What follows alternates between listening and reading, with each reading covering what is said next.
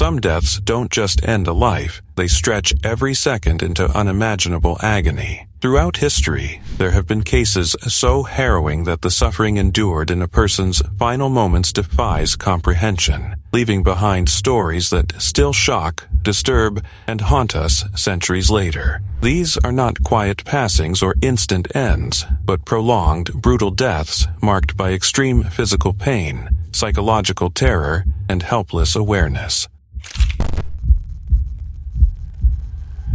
Here in Indiana, it was exactly 50 years ago today that a young woman's death turned into an international incident, inspiring at least 4 books, a play, and 2 movies.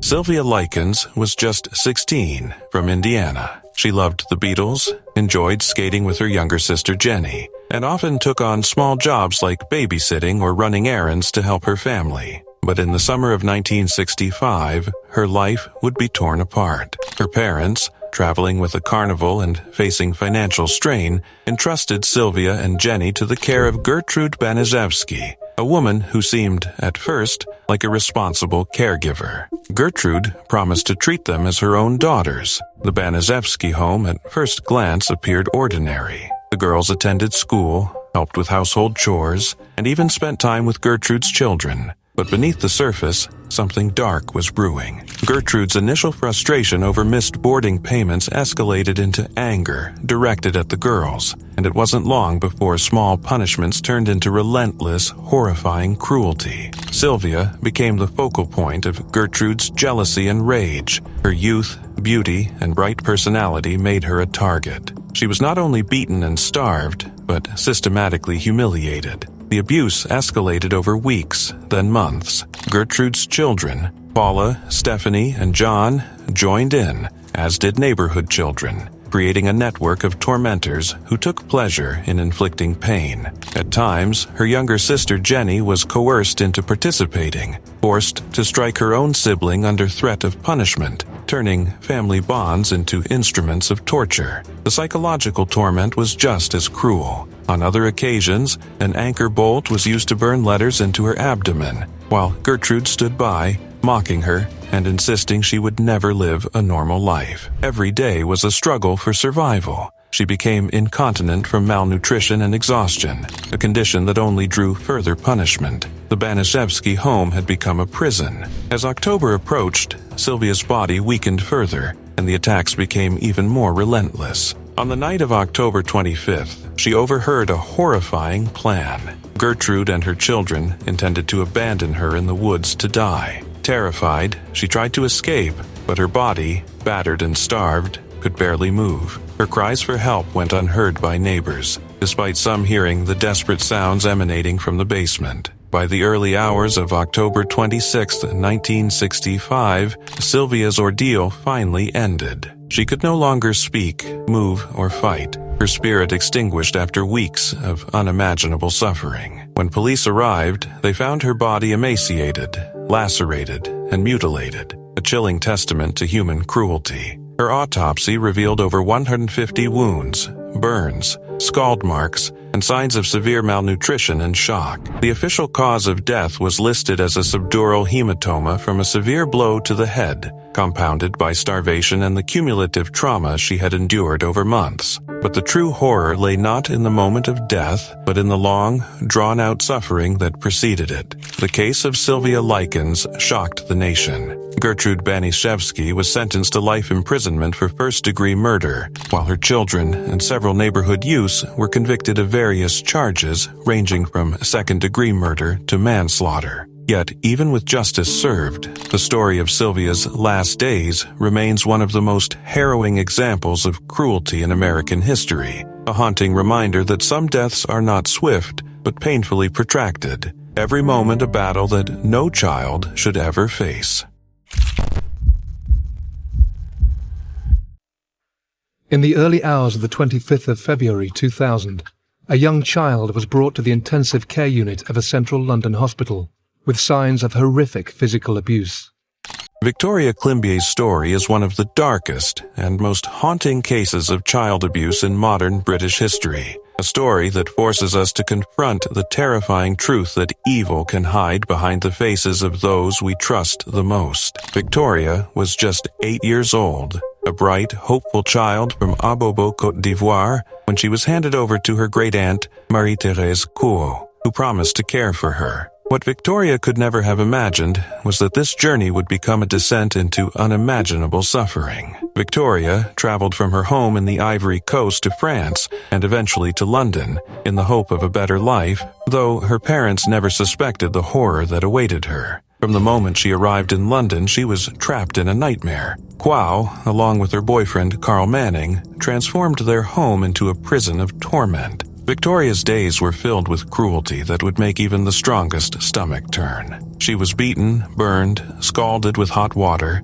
bound in a bin liner filled with her own excrement, and forced to endure unspeakable humiliation. She was starved, terrorized, and subjected to violence with bike chains, hammers, wires, coat hangers, wooden spoons, and fists. Every day was a fight to survive, a struggle to endure the unrelenting torment inflicted by the very people who were supposed to protect her. Despite the obvious signs of abuse, Victoria crossed paths with a series of adults and institutions that failed her. Schools, hospitals, social services, police teams, and even churches saw her suffering but either dismissed it or handled it with alarming negligence. Her injuries were documented, her malnourished frame noticed, and her pleas ignored. When Victoria was finally taken to hospital, it was clear her body had become a battlefield. 128 injuries and scars testified to months of relentless torture. Doctors who saw her were often misled by Couot's lies or constrained by bureaucracy.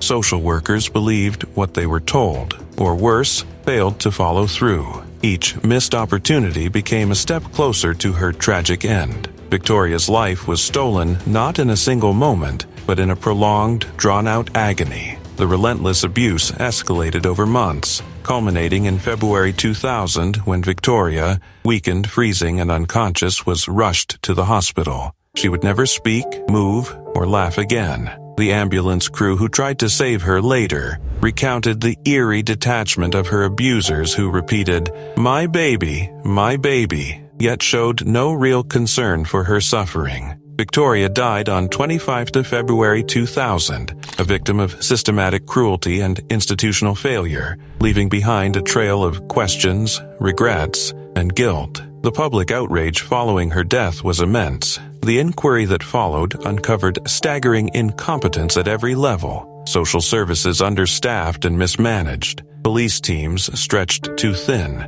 Hospitals failing to act decisively, and a system riddled with bureaucracy that prioritized process over protection. The racial dynamics of the case added another layer of complexity, as social workers feared accusations of bias, allowing their assumptions about African Caribbean families to cloud their judgment and delay action. Meanwhile, Victoria's torment continued unabated. Every day a battle she was forced to fight alone. Her killers, Couot and Manning, were eventually arrested and convicted of murder and child cruelty, sentenced to life imprisonment. Yet, even their punishment cannot undo the horrors Victoria endured or the failures that allowed her death to happen. The inquiry led to sweeping changes in child protection policies, but Victoria's story remains a chilling reminder that the most devastating cruelty can be both relentless and preventable. Her death forced a nation to look in the mirror and confront the uncomfortable truth that sometimes the system meant to protect the innocent can fail them most tragically,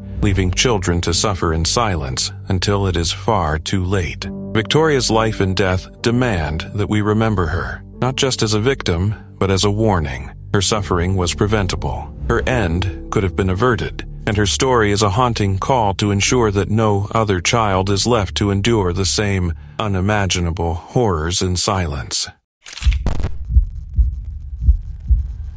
Oklahoma death row prisoner Clayton Lockett. According to a forensic pathologist hired by Lockett's attorneys, the execution team failed to actually place an IV in the prisoner's vein. On the evening of April 29, 2014, the state of Oklahoma prepared to carry out what it described as a routine execution. The chamber lights were bright, Witnesses were seated, and Clayton Darrell Lockett was strapped to the gurney. Officials assured everyone present that the process would be swift and humane. What followed instead would unfold into one of the most disturbing executions in modern American history, one that left witnesses shaken, sparked global outrage, and forced the nation to confront an uncomfortable question. What does cruelty look like when it is carried out by the state? Lockett was 38 years old, condemned for a brutal murder committed in 1999. His crimes were horrific and undeniable, but the manner of his death would soon overshadow everything else. Behind the scenes, Oklahoma was facing a problem few members of the public fully understood at the time. The drugs traditionally used in lethal injections were no longer available. Pharmaceutical companies had cut off supplies, and international bans made replacements scarce. Rather than delay the execution, the state chose to move forward with an untested cocktail of drugs: midazolam, vecuronium bromide, and potassium chloride, a combination never before used in Oklahoma and poorly understood even by medical professionals. As Lockett lay restrained, execution staff struggled to find a vein. Attempts were made in his arms, his neck, his collarbone, even his foot. Each failed. Minutes passed. Tension grew. Finally, an IV line was inserted into his femoral vein in the groin, hidden from witnesses by a cloth. At 6:23 p.m., the first drug was administered. 10 minutes later, Lockett was declared unconscious. Then, everything went wrong. Just 3 minutes after being pronounced sedated, Lockett began to move. At first, it was subtle, then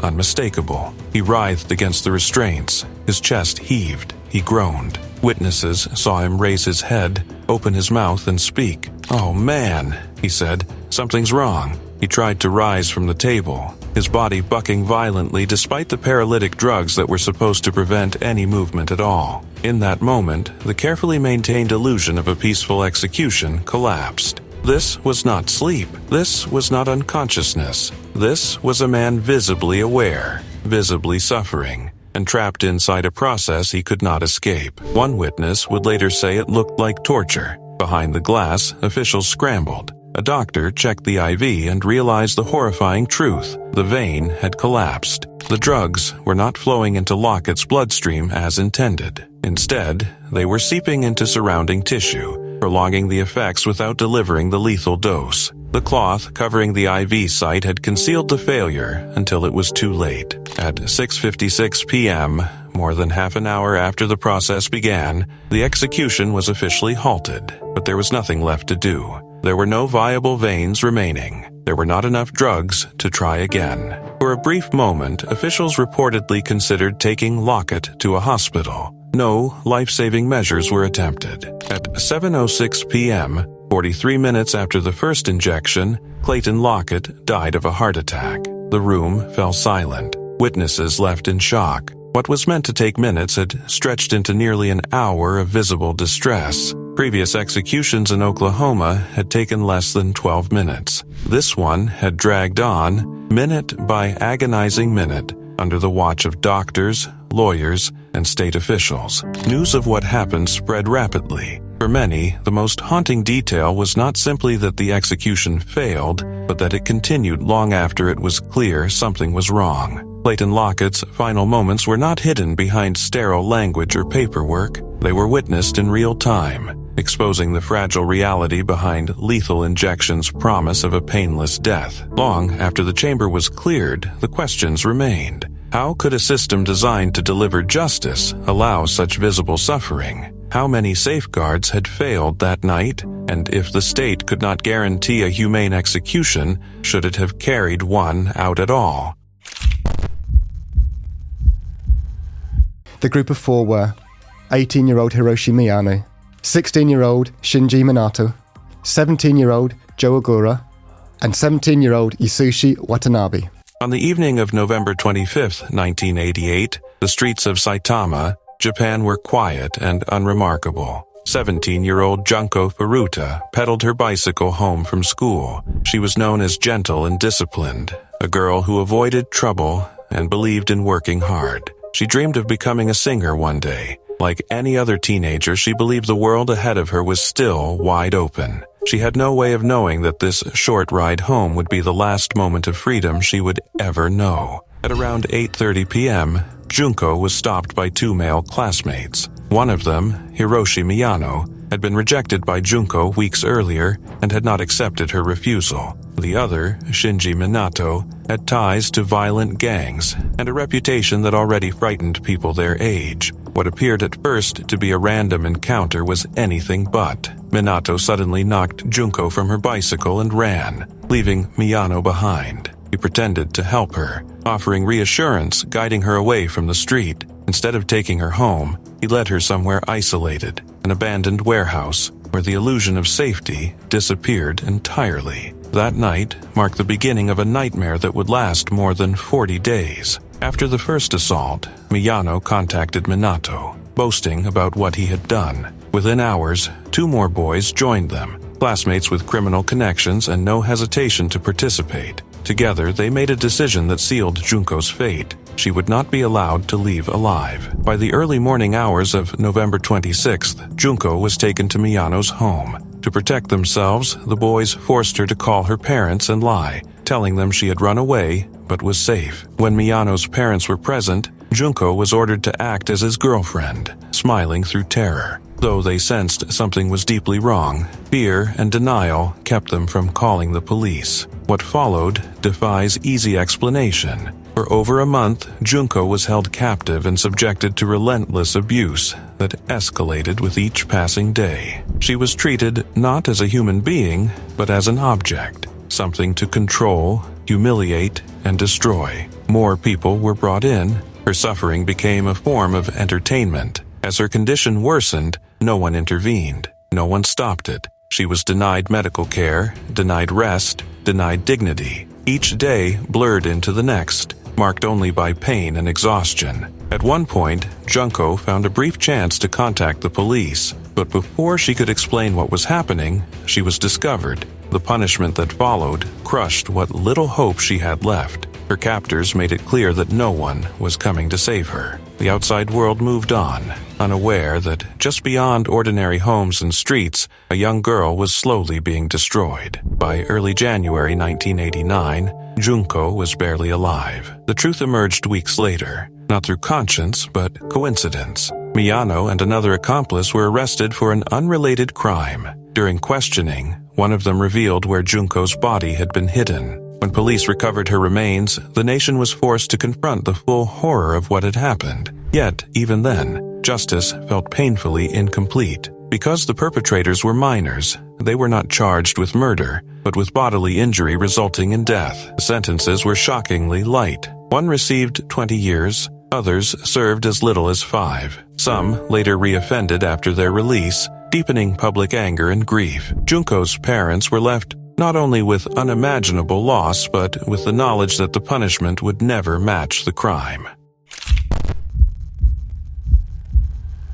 In late October of 1994, the small town of Union, South Carolina, found itself at the center of a national nightmare. A young mother named Susan Lee Smith appeared on television, her face streaked with tears, her voice breaking as she begged the public to help find her two missing sons, 3-year-old Michael and 14-month-old Alexander. She claimed a stranger had carjacked her at gunpoint, driving away with her children still strapped into the back seat of her 1990 Mazda Protégé. Her desperation seemed real, her grief undeniable. Across the country, viewers watched in horror. Locals organized candlelight vigils, plastered flyers on every surface, and joined an all-out search. For 9 agonizing days, an entire community clung to hope. But behind the scenes, that hope was already beginning to unravel. Investigators quickly noticed troubling inconsistencies in Susan's account. The intersection where she claimed the carjacking occurred would not have produced a red light without another vehicle present.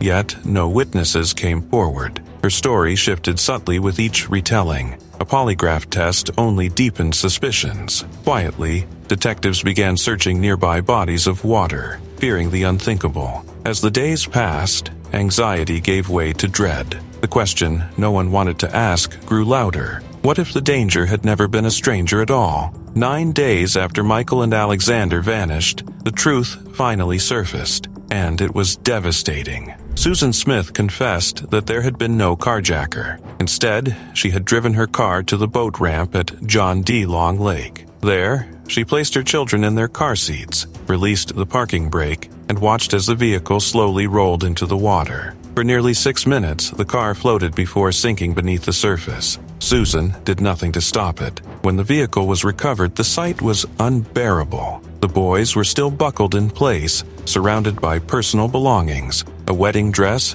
family photographs, silent witnesses to a betrayal beyond comprehension. Even seasoned law enforcement officers struggled to contain their grief. The mother who had pleaded with the nation had been responsible all along. As the investigation continued, Susan's motive emerged with chilling clarity. She had been involved with Tom Findley, the wealthy son of her employer. When he ended the relationship, telling her he did not want children, Susan reached a horrifying conclusion. Her sons stood in the way of the life she wanted. During her 1995 trial, the defense argued that she was suffering from severe depression and may have intended to die along with her children. Prosecutors rejected that claim, presenting evidence of careful planning and cold calculation, painting the crime as an act driven by selfish ambition rather than despair. The jury needed just 2.5 hours to decide. Susan Smith was found guilty of murdering her children. Though spared the death penalty, she was sentenced to life in prison with the possibility of parole after 30 years. The boy's father, David Smith, who had initially supported her, was left to face an unimaginable loss compounded by betrayal. In the years since, he has remained a fierce opponent of her release, insisting she has never shown true remorse for what she did. Susan's time behind bars has only reinforced public outrage. She has faced multiple disciplinary violations, including inappropriate relationships with prison guards and drug possession. When she became eligible for parole in November 2024, the parole board denied her request, ensuring she remains incarcerated.